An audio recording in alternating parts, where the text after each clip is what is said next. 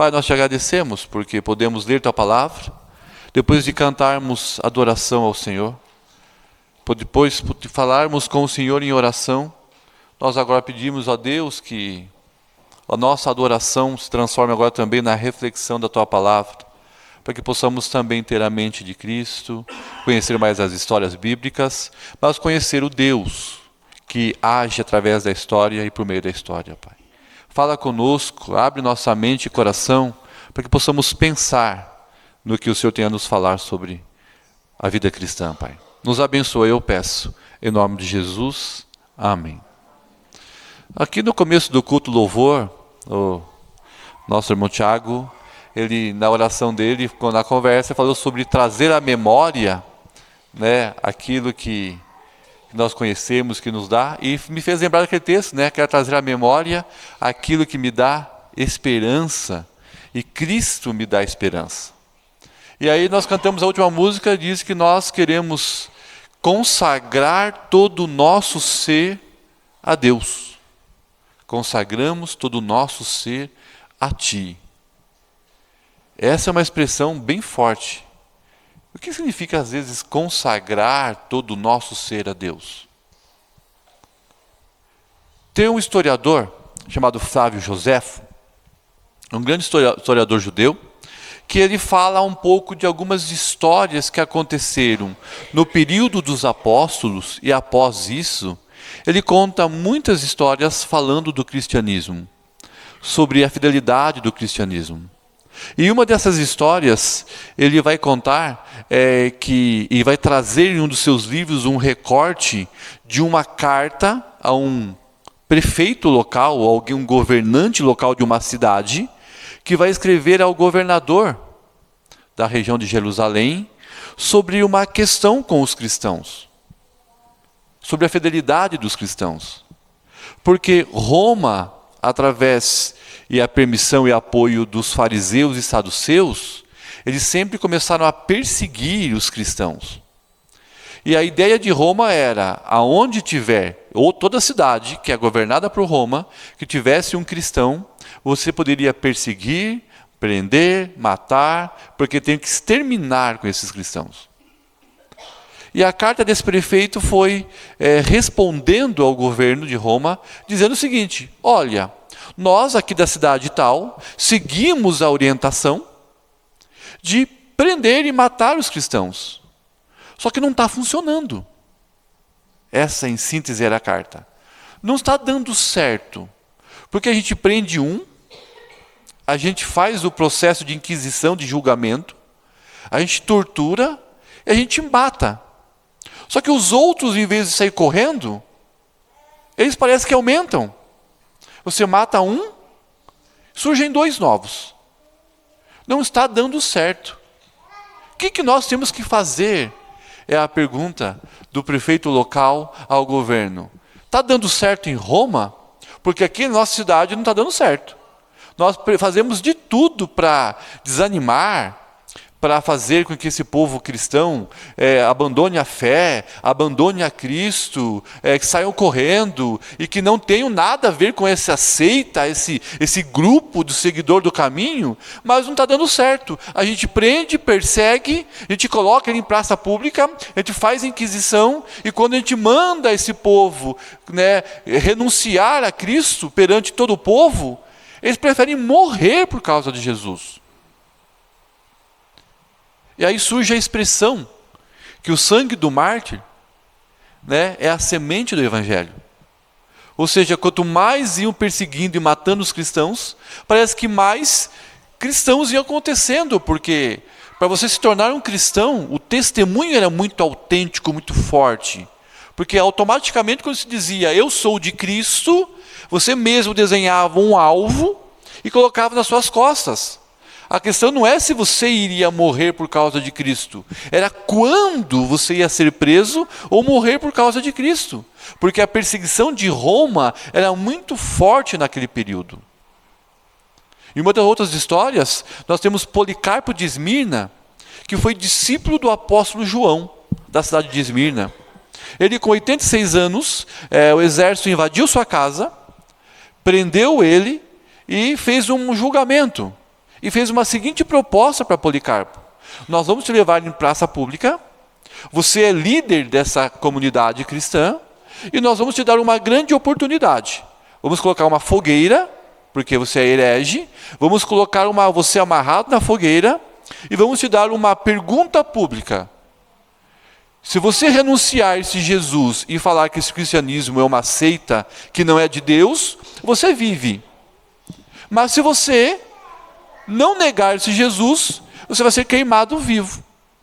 Policarpo, a 86 anos de idade, dá a seguinte resposta: eu já sou velho, e tudo que eu precisei de Jesus, ele me ajudou. Agora que ele precisa que eu defenda o seu nome, eu vou negá-lo? Ele foi queimado vivo em praça pública, mais um mártir da história. Por que eu estou falando sobre mártir, vida cristã, e que isso tem a ver com Daniel? Não é verdade? O que essas histórias pós-Jesus, a história da igreja cristã, tem a ver com a nossa história? Tem a ver porque nós temos aqui um jovem, que vai se tornar um homem, que vai fazer escolhas na sua vida. Por mais que a expressão vida cristã não existia no tempo de Daniel, e a expressão que era usada lá era andar com Deus. Lembra de Enoque, que andou com Deus? Lembra de Noé, que andou com Deus? Lembra que Abraão, que obedeceu e andou com Deus, e isso foi dado como justo a Abraão? Eles andavam com Deus, que na nossa concepção moderna, nós chamamos de vida cristã, ser crente. E nós temos o reflexo de Daniel fazendo algumas escolhas na sua vida cristã. Disposto a morrer pela sua fé. Disposto a morrer pelos seus princípios. Trazendo sempre à memória, Tiago, os princípios que ele aprendeu com os seus pais. Sobre amar a Deus sobre todas as coisas, e amar o próximo como a ti mesmo, sobre cultuar a Deus, sobre estar nas festas. Como um judeu praticante, ele era aquele que aprendeu desde pequeno sobre andar com Deus. E agora estava chegando numa posição que ele tinha que fazer igual Policarpo, fazer como muitos homens, fazer como Tiago em Atos 12, que nós estudamos de manhã em Coronel Vivida, que foi decapitado por Herodes, porque ele andava com Deus, ele era um cristão. Porque vivemos uma sociedade que sempre está nos desafiando a nos posicionarmos, a declararmos a nossa fé, ou a gente recuar e ficar escondidinho para ninguém ver. É uma sociedade que sempre está exigindo. Eu não sei aqui em Chupinzinho, mas em Coronel Vivida, nós vivemos um tempo com uma igreja totalmente diferente. Hoje nós tínhamos um trabalho que nós batíamos de casa em casa para fazer estudos. Nós ensinamos no IPEM, o Eduardo está aqui, a Aline não pegou essa fase, né, Aline? Mas nós saímos em duplas, de casa em casa, com mini cruzada, para ensinar eles a falar de Jesus. Quantos não quero, sai daqui, nós recebemos muitas vezes. Mas hoje as pessoas têm vindo à igreja. Temos testemunhos de pessoas que saem da rua para ir para algum lugar em desespero e acordam, dão por si, estão na igreja presbiteriana. Famílias que estavam descontentes com sua casa, com sua vida, e saem e resolvem ir para a igreja presbiteriana. Hoje nós não estamos mais indo atrás de pessoas. Pessoas têm vindo à igreja, e eu confesso, nós não estamos tendo mais agenda e tempo para atender tantas pessoas que têm procurado estudo e ajuda sobre a nossa fé. E quando a gente pergunta, por que vocês procuraram a igreja presbiteriana? Por que vocês estão vindo? Como vocês vieram parar aqui? É porque alguém falou muito bem, porque o fulano que é da igreja nos orientou, porque eu fui pedir oração para alguém. Então está sempre relacionado ao testemunho, sempre está relacionado à conduta de alguém que é cristão. E por incrível que pareça, eu estou atendendo agora uma família nova, e antes de vir para cá, nós estávamos lá na recepção, chegou essa família nova e mais um casal, que eles vieram para a igreja assim. O rapaz era a criança na igreja. E ele cresceu na igreja. E mais tarde ele se desviou, bateu asas com a família e voou para o mundo. E agora ele casou e tem o cunhado, a família. E quando a família começou a falar assim, nós precisamos ir para uma igreja, levar nossos filhos para que eles possam aprender de Deus. Esse jovem, esse adolescente que hoje é adulto, ele disse, quer aprender sobre Deus? Vai na presbiteriana, porque lá eles ensinam sobre Deus. E não veio só essa família, como trouxe de volta esse casal que era criança, adolescente, por causa do testemunho, da participação, do trabalho feito dos irmãos daquela cidade, que tem feito o quê? Dado testemunho de fé. Às vezes não preciso ser um especialista na evangelização, mas quando eu creio em Deus e começo a viver as minhas escolhas para agradar a Deus, esse é meu testemunho. Esse é a semente do Evangelho. Ser mártir. Viver ao ponto de que as pessoas possam olhar e perguntar para você, ora comigo, faça uma oração, faça uma visita, eu posso ir na sua igreja, porque é tão bom para você, que deve ser bom para mim também. Daniel aqui ele tem que fazer 3 escolhas. E as 3 escolhas que ele vai fazer aqui está relacionado com trazer à memória os princípios e valores que eles aprenderam com seus pais, para decidir ser testemunha da vida com Deus. É tomar uma decisão de viver com Deus. É escolher viver com Deus. É testemunhar que a vida com Deus vale a pena. É santificar-se para que a vida com Deus possa ecoar, possa alcançar outras pessoas. Esse é o desejo que Deus, para a igreja hoje, viver com Deus. E aqui Daniel, na sua história, nós vimos que o final do texto que nós lemos vai falar do sucesso de Daniel. De que eles foram agraciados, de que eles foram encontrados como maiores dentre todos os jovens, e que eles agora se tornaram colaboradores no palácio, homens de confiança, e que Daniel foi tão de confiança que não foi só do rei Nabucodonosor. Ele seguiu os filhos, os netos, ele continuou governando junto com outros reis que vieram após o rei Nabucodonosor. E o homem que foi encontrado nele sabedoria, os sonhos e o poder de Deus por causa do seu testemunho. Mas para entender esse sucesso todo, vamos entender aqui a escolha que ele tem de querer viver com Deus. Amados, nós somos chamados por Jesus e somos salvos. O sim que você disse para Jesus foi a ação do próprio Deus te salvando. E Jesus chama para você viver com Ele. Mas o modo, o jeito que você quer viver com Jesus é uma escolha sua. Isso chama-se santidade, vida com Deus. A salvação é algo que Deus te dá, graça.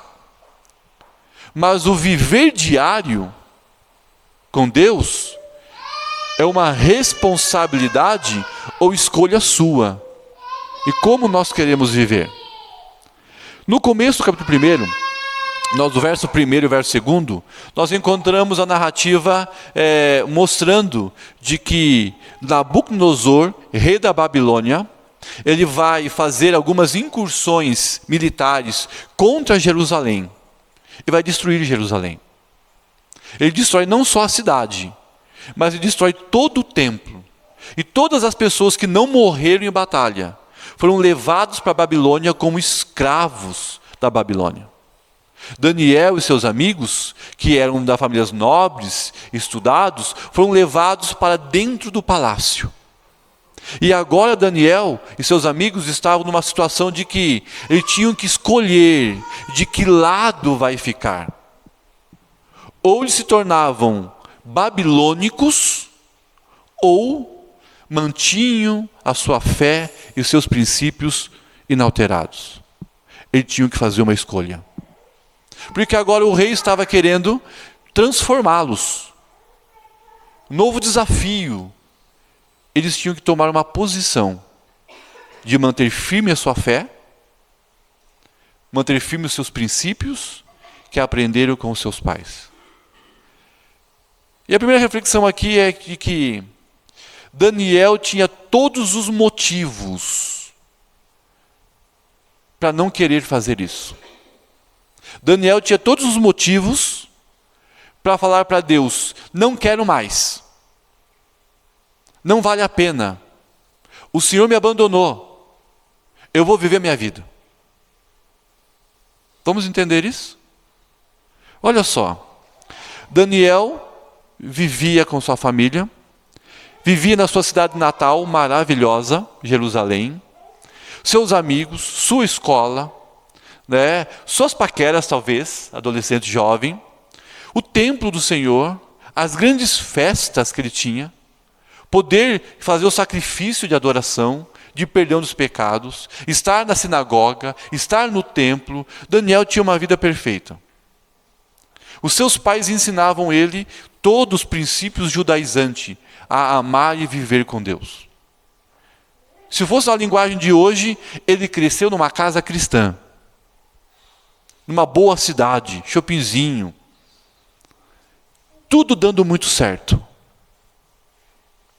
De repente, começa uma guerra. Os inimigos começam a atacar Israel. Ele estava tranquilo, porque o histórico de Israel, de guerras, é de muitas vitórias. Deus guardava o povo de Israel. Deus é o Deus de Israel. Nós temos o templo aqui. Nenhum inimigo vai nos derrotar. De repente, Daniel ele vê a guerra. Ele vê na guerra, possivelmente, amigos morrerem. Talvez seus pais morrerem. Ele perde toda a relação com os amigos. Ele é tirado da sua cidade. Ele vira escravo da Babilônia.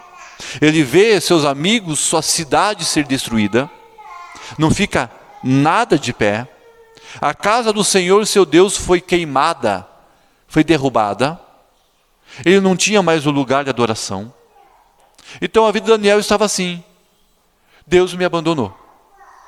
Ele podia pensar isso.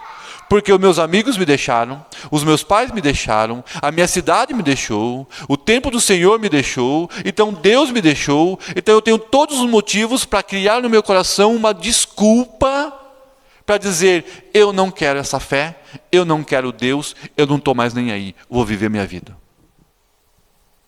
Ele poderia pegar todos o passado, que estava passado recente, usar como uma muleta de desculpa, e uma desculpa plausível, de dizer: eu vou abandonar tudo isso, eu vou viver como eu quero. Vocês já haviam pensado nisso? De que Daniel tinha motivos para negar a Deus? Negar sua fé? Dizer: os meus pais eram quadrados, ensinaram tudo errado? Não vale a pena tudo que eu aprendi? Eu vou mudar o meu princípio, eu vou construir um outro projeto de vida. Daniel tinha essa opção. Porque agora ele estava num palácio, olhando tudo que estava acontecendo ao redor, de destruição, de perdas. E agora ele tinha que tomar uma posição e dizer: ei, eu vou usar de muleta o meu passado para ser mimimi ou vítima e brigar com Deus, ou eu vou levantar a cabeça e vou dizer: opa, o passado passou, agora eu vou viver com Deus. Ele tinha que tomar uma decisão. Por que eu estou dizendo isso, meus irmãos? Porque nessa caminhada de muitas famílias e pessoas que a gente visita e trabalha, eu encontro muito essa expressão: Deus não gosta de mim. Parece que Deus me abandonou. E às vezes eu escuto expressões assim: parece que a grama do vizinho é sempre mais verde. Parece que Deus abençoa muito mais as outras pessoas e acho que Deus esqueceu de mim. Parece que tudo vai bem para as outras pessoas e na minha casa é sempre um caos. No meu trabalho é sempre difícil. O meu financeiro está sempre ruim. Né? Eu oro e aquela expressão evangélica, que não é evangélica, né? Quanto mais eu oro, mais tentação aparece, né? Isso? né? Parece que quanto mais eu dobro o joelho, quanto mais eu jejuo, quanto mais eu vou na oração, quanto mais eu vou na UPH, quanto mais eu vou na igreja, parece que mais difícil fica a minha história. E a gente começa a querer colocar muletas ou desculpas para colocar o nosso coração longe de Deus, em vez de dobrar o nosso coração na presença de Deus e clamar ainda por mais socorro, por mais direção, trazer à memória tudo que nos dá esperança. Romanos 12, Paulo vai dizer de que nós temos que construir um culto racional. Esse culto racional é trazer à memória as promessas do Senhor, a palavra do Senhor, tudo que o Senhor já fez, a salvação que nós já encontramos em Cristo, todas as bênçãos que Deus já fez em Cristo Jesus, o céu que é a promessa onde vamos morar, né? O novo céu, nova terra, a casa que Jesus foi preparar para nós, o sangue do Cristo derramado que já colocou uma pedrinha branca com o seu nome na morada celestial. É a esperança da vinda de Cristo, do julgamento e da eternidade. É saber que a obra que Ele começou em nós, Ele vai continuar fazendo e vai cumprir até o dia final. Que nós não estamos sozinhos, Ele estará conosco até a consumação dos séculos. É trazer à memória não as desgraças, as dificuldades, as coisas que nos afastam de Deus, mas trazer à memória aquilo que nos dá esperança. Por isso nós não podemos ficar presos no passado. Nós não podemos ficar saudosistas com o passado, com as coisas boas. Eu conheço pessoas que não estão vivendo a fé direito, porque lembram do passado. Ah, como é bom o nosso tempo. Os jovens faziam isso. Como é bom o nosso tempo. O pastor era legal. Como é bom o nosso tempo. Lá em Coronel o povo é muito saudosista. A gente estava sexta-feira aqui na chácara aqui de Chopinzinho, né? E eu bati aquele saudosismo da chácara de Coronel Vivida que alguns conheceram. Oh, como é bom aquela chácara, meus irmãos. Eu conheci minha esposa lá. Oh, que bênção aquela chácara. Fui a alguns retiros lá. E aí tem pessoas que até hoje ficam, ai, que saudade da chácara de Coronel. E esses dias o pastor Marcos disse, ah é? Então vai para Chopinzinho, que lá tem chácara agora. Vai viver, Chopinzinho, a atualidade, não fica vivendo o passado. Eu conheço gente que fica, ai, como era gostoso o culto há 10 anos atrás, mas não vai mais no culto hoje. Fica no saudosismo e não vive a fé cristã. E tem gente que ao contrário, que fica sofrendo as coisas do passado, amargurando o seu coração, colocando isso como raiz, e não curte o presente, não vive o presente, não vive o hoje. Daniel resolveu tirar tudo que estava de ruim, que é um passado recente, e disse, eu vou continuar firme servindo ao Senhor. Segunda coisa que nós podemos entender aqui, na história de Daniel, é que quando, a partir do verso 3, é que quando ele, no presente, no atual momento dele, ele é colocado lá, ele e seus 3 amigos. Olha o que o rei da Babilônia faz, muda o nome de Daniel. Daniel, o nome dele é mudado. Muda o nome dos seus amigos. Eles colocam nomes babilônicos. E esses nomes babilônicos tinham a ver com os deuses babilônicos. Aí manda dar roupa para Daniel, roupas bonitas. Vai matricular Daniel na maior faculdade da Babilônia. Vai pegar Daniel, colocar ele nos maiores banquetes, as maiores festas, as maiores bebidas, as melhores comidas, as melhores meninas para ele cortejar, para ele namorar. Ele tinha de tudo ali. Porque eles iam ficar 3 anos sendo experimentados, educados na corte, para depois de 3 anos serem usados como conselheiros do rei. Olha só, ele decide servir ao Senhor e manter a fé, e agora vem o princípio de aculturação. Olha o que a Babilônia estava fazendo com Daniel.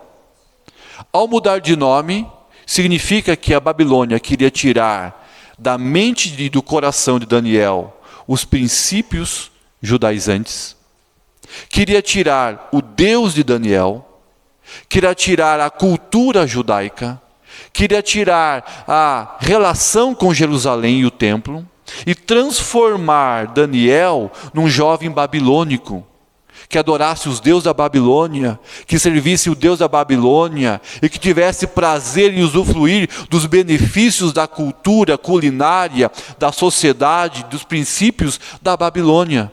Nós chamamos isso de aculturação, ou seja, é transformar alguém em outra pessoa. Os gregos fizeram isso, chamavam-se de helenização, transformar as pessoas em gregas com a sua filosofia e os seus deuses. Os portugueses que vieram ao Brasil chamavam isso de catequização, transformar os nativos, os índios, em pequenos portugueses, que falavam português, que adoravam o cristianismo e que serviam a Portugal. Então, por onde passavam os impérios, eles pegavam as pessoas, eles faziam uma lavagem na sua mente, sua vida, e transformavam ela em algo novo. E Daniel resolve não querer ser algo novo. Diz o texto que ele vai resolver não se contaminar com as finas iguarias do rei. Ele não quer isso. Ele não queria ser moldado para a Babilônia. Ele não queria ter um novo Deus. Ele não queria ter um novo princípio. Ele não queria ter uma nova vida. Ele queria continuar servindo a Deus. Ele queria continuar nos princípios dos seus pais. Ele queria continuar a vida com Deus que ele tinha. Mas para isso estava disposto a enfrentar o rei. A enfrentar uma ordem real. Ele estava disposto a dizer não a um homem que tinha o poder de dar a vida ou tirar a vida. Um homem que tinha o poder de mandar prender e executar ou de salvar a sua vida. E ele, para manter firme a sua escolha, eu sou judeu, eu sirvo ao Deus de Israel, eu tenho um princípio que eu aprendi aos meus pais, eu vou sustentar a minha fé, mesmo que custe a vida. Mesmo que custe a vida. O processo de transformação daquela sociedade queria mudar Daniel. Meus irmãos, isso não é assim com a gente hoje? Vocês, lá em Coronel, na igreja, estavam discutindo hoje de manhã sobre aquela situação das Olimpíadas da França, onde fizeram lá a imagem da Santa Ceia.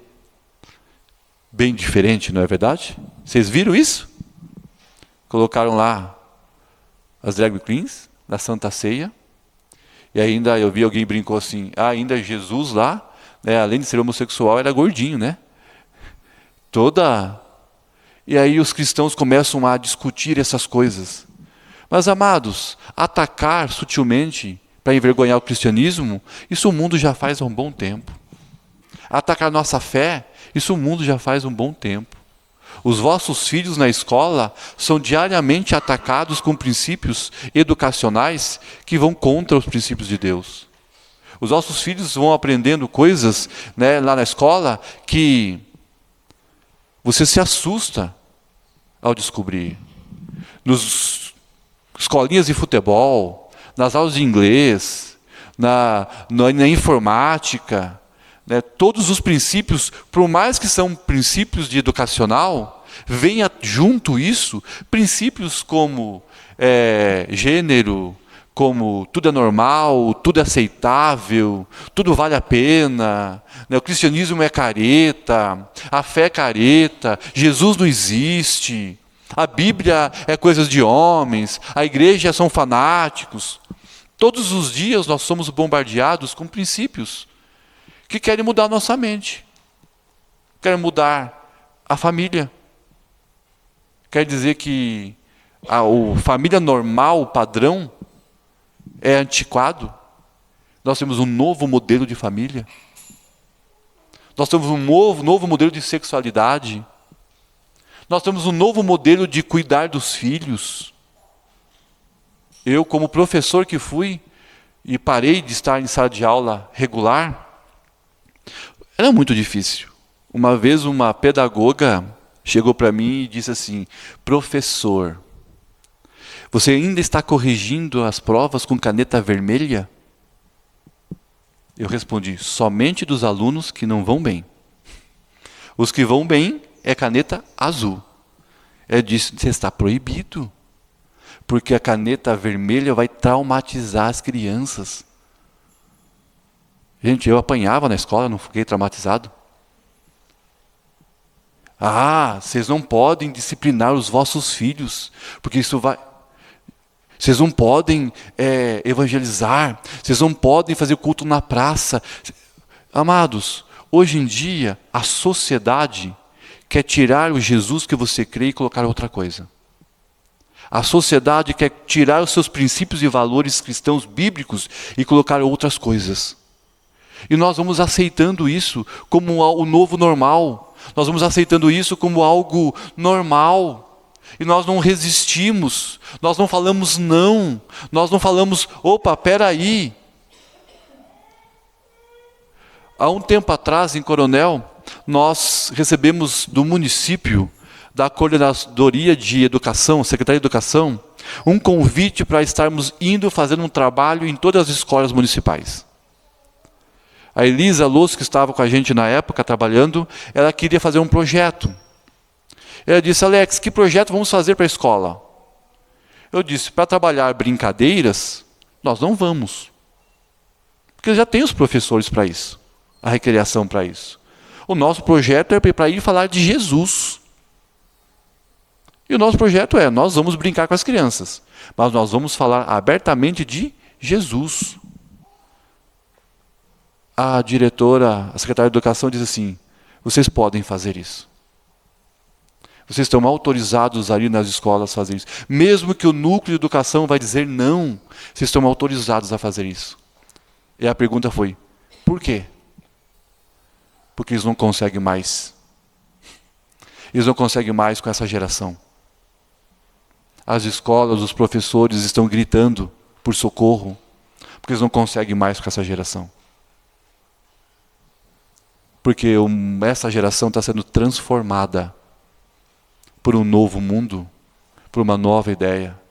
E nós pais, nós cristãos, nós igreja, não ainda entendemos que nós temos que aprender a dizer não e resistir, mesmo que isso custe alguma coisa. Daniel resolveu não se contaminar, não ser aculturado por aquela sociedade, porque ele entendia que andar com Deus é isso. Andar com Deus é a santidade. Andar com Deus é guardar os princípios. Andar com Deus é abrir mão de muitas coisas para glorificar a Deus. Ele resolveu pagar o preço disso. E a terceira reflexão e final para a gente terminar tem a ver com o futuro de Daniel. Daniel agora ele tinha duas possibilidades. Ou ele se rende à Babilônia e pode se tornar um grande segundo rei babilônico, e cai na disciplina e nas mãos de Deus, como Israel caiu, ou ele agora se rende a Deus e confia que o seu futuro está nas mãos de Deus. Porque vale mais, sofrer na mão dos homens do que cair na mão de um Deus irado. Daniel resolve: eu prefiro arriscar e manter minha fé, porque Deus é que garante o meu futuro, do que abrir mão de Deus para tentar construir por outros meios o meu futuro. E a resposta nós sabemos da história de Daniel. Daniel escolheu ter um futuro obediente a Deus, viver obediente a Deus. Sabe o que isso ocasionou? Ele se tornou um dos maiores homens da Babilônia. E de algumas gerações de reis, ele se tornou o maior homem. Então você quer aí um homem de sucesso, você quer uma história de sucesso, é Daniel. E o interessante, que a história de sucesso e o futuro de sucesso de Daniel foi um homem que teve sucesso na política, na economia, na sociedade, na cultura. Ele foi um grande homem na Babilônia, sem precisar abrir mão da sua fé e do seu princípio. Sem precisar abrir mão da sua fé e do seu princípio. Ele se tornou uma história de vitória. Como José do Egito, como muitos outros homens da Bíblia e mulheres da Bíblia, que se tornaram expoentes e referências em todas as áreas, sem abrir mão do seu princípio e dos seus valores. Amados, a nossa vida cristã é igual a Daniel. Nós temos um passado. Como você lida com isso? Você precisa de ajuda? Se você precisa de ajuda com o teu passado, procure um presbítero, procure o pastor Marcos, me procure, tem o Eduardo, a Aline, tem a Renata. Procure alguém para conversar. Se seu passado ainda te incomoda com a relação com Deus, vamos orar sobre isso. Vamos conversar sobre isso. Nós precisamos te ajudar a equilibrar o teu passado, porque isso vai atrapalhar a sua vida. Mas o seu presente, o seu hoje, você sofre desafios, tentações, desejos, seduções do mundo. O mundo está tentando te derrubar. A igreja tem esse papel de orar por você, orar com você, suportar com você, andar com você. Nós somos um povo, uma família, e devemos juntos caminhar, lutando contra esse mundo. E o seu futuro? Quais são os seus planos? Quais são os seus sonhos? Quais são os seus objetivos e metas? Pense. Você tem duas escolhas. Tentar por caminhos mais curtos, sem Deus, ou tentar ter sucesso com Deus, mantendo firme sua fé e seus valores e princípios. Se você perguntar o que Deus quer que você tenha sucesso com Ele. Sucesso, vitória, uma história para contar, mas de alguém que andou com Deus, não alguém que foi derrubado por Deus. Amém? Vamos ficar em pé? Vamos orar? O pessoal do louvor pode vir à frente? Pai querido, nós te agradecemos por estarmos na sua casa, por podermos entender que na história de homens e mulheres, tanto na Bíblia como fora dela, nós somos desafiados a escolher como nós queremos viver. Se nós queremos viver com o Senhor, se nós queremos viver com esse mundo. Pai, o Senhor já nos chamou para vivermos com Cristo.